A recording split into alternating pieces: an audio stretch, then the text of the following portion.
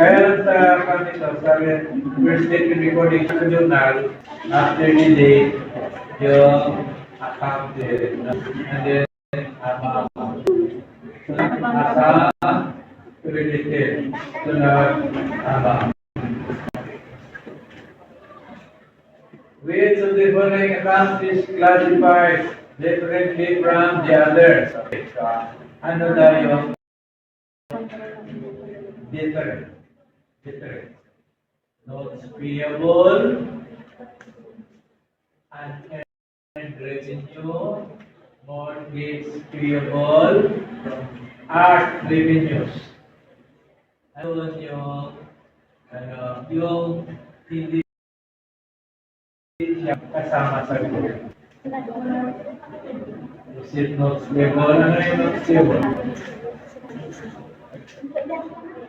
Ano yun? Ha?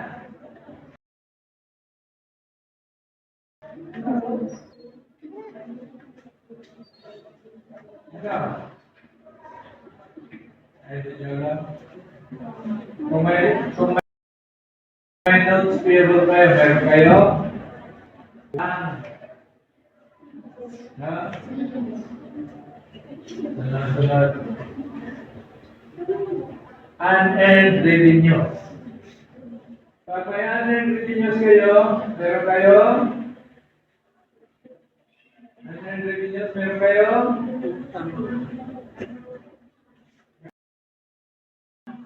Meron kayo? Tama. So, diba na? Unearned revenues, utang. Sunod. Mortgage payable. Ano yun?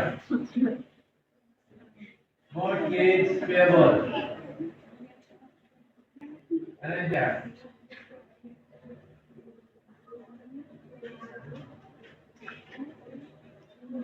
Meron kayo? Utang payable eh. Kaya lang mortgage. Pag sinabi mo mortgage, normally meron kang collateral dyan. Malakihan yan, no? Doon, utang sa bangko. Kailangan meron kang iprinda, no? Meron kang title, o sasakyan. Ano yung registration ng sasakyan mo, kalita. So, utang pa rin mortgage payable.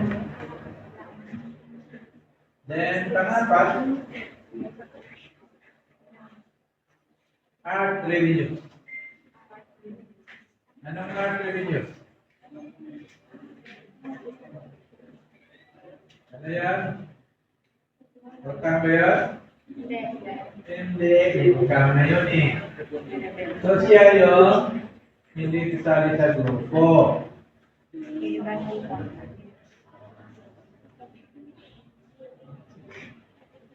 Which of the following accounting statement accomplished after others listed? Dito.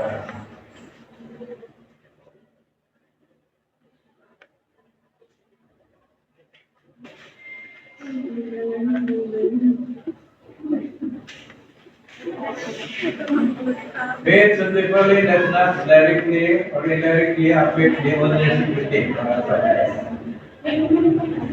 Ano